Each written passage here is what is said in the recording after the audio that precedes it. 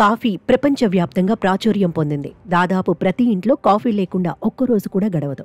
చాలా మందికి ఉదయం నిద్ర లేచిన వెంటనే కాఫీ తాగే అలవాటు ఉంటుంది.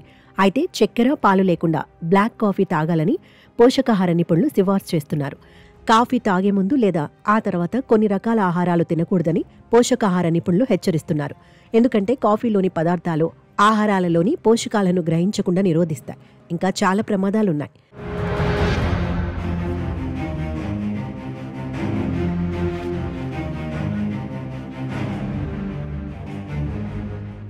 కాఫీతో ద్రాక్ష పండు, నారింజ వంటి సిట్రస్ పండ్లను కలపవద్దు. అలా చేయటం వల్ల శరీరంలో ఆమ్లత్వం పెరుగుతుంది.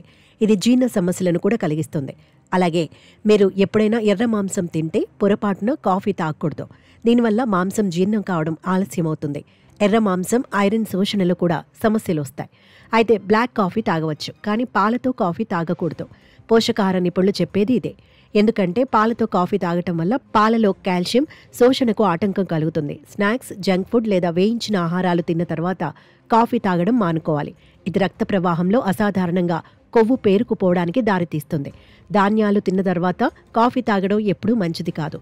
ఇది ధాన్యాలలోని విటమిన్లు, ఖనిజాలను సరిగ్గా గ్రహించకుండా నిరోధిస్తుంది.